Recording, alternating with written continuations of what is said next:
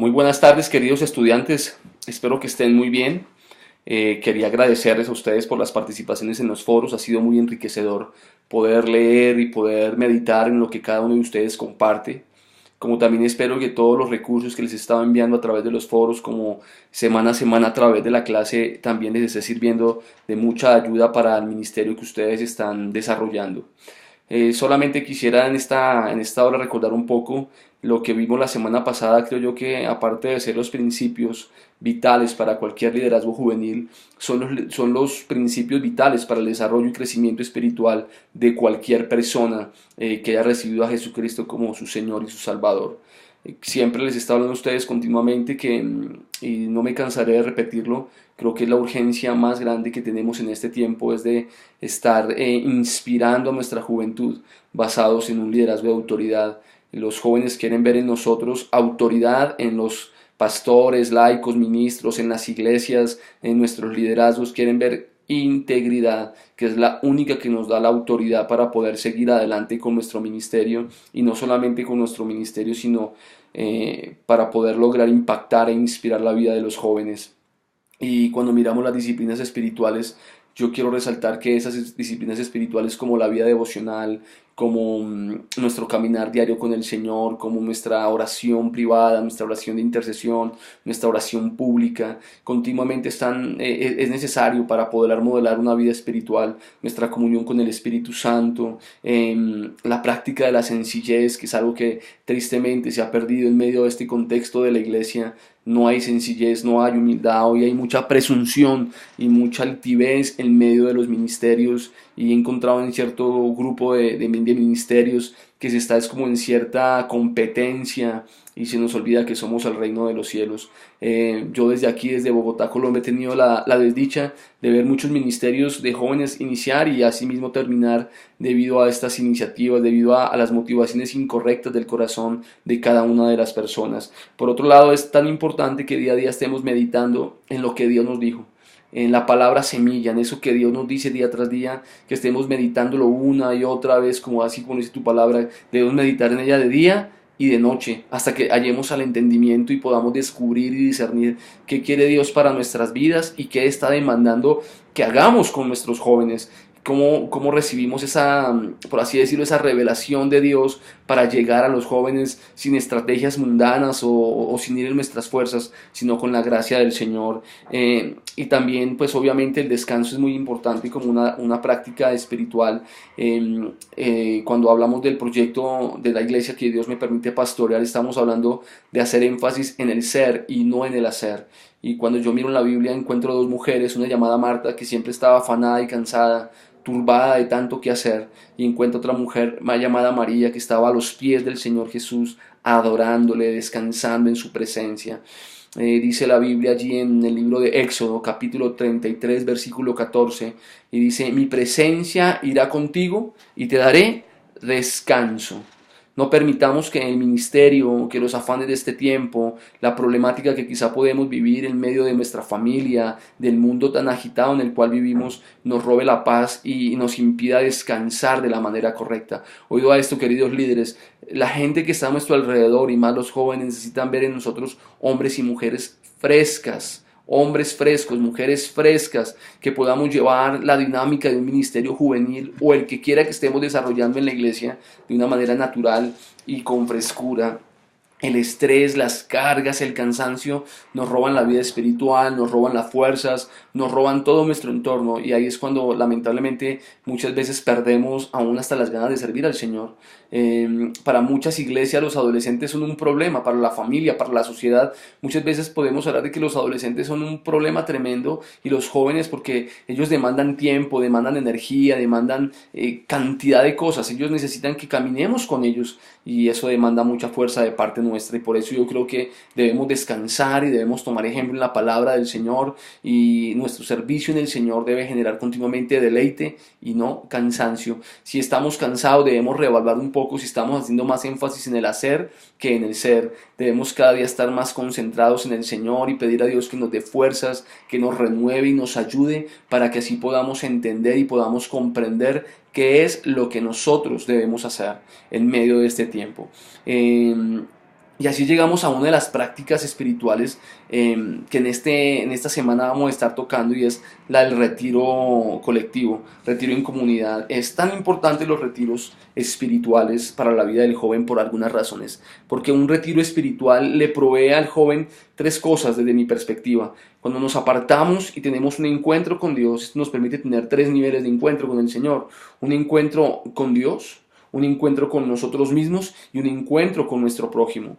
Los retiros espirituales han sido, vemos a lo largo de la historia, aún en la Biblia encuentro de diferentes personajes que se retiraron a estar a solas con Dios, y en algunos momentos grupos de personas que se apartaron, como aquellos 120 hombres que esperaban el Pentecostés, esperando la presencia de Dios. Y sabe, un retiro espiritual renueva nuestras fuerzas, renueva las fuerzas, la visión, renueva todo en nuestra vida.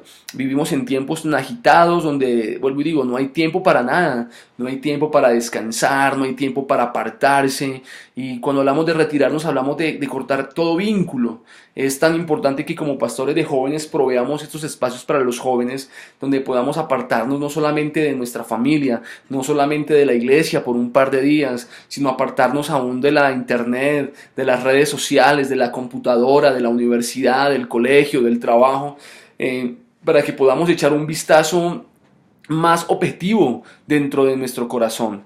La práctica del retiro espiritual marcó una pauta muy relevante en el movimiento wesleyano, en el movimiento metodista, ya que en este tipo de encuentros era ese espacio para poder abrir el corazón de una manera libre y espontánea delante de Dios. Y por eso es que creo yo que es una de las prácticas y disciplinas espirituales a las cuales debemos hacer mucho énfasis para la vida de los jóvenes. Yo recuerdo que en un retiro espiritual en junio del año 98 yo recibí mi llamamiento al servicio al Señor. Fue un tiempo espectacular donde me aparté por 3 días con los jóvenes de la iglesia a un retiro donde recibimos una palabra muy especial, donde tuvimos unos consejeros que estuvieron al tanto nuestro, un conferencista especial que trajo una palabra que renovó mi entendimiento, que trajo luz a mi vida en medio de las crisis que vivía en aquel entonces al ser un recién convertido. Pero algo que no puedo olvidar fue que allí fue confirmado mi llamamiento a servir al Señor. Y bueno, he participado en muchísimos retiros más,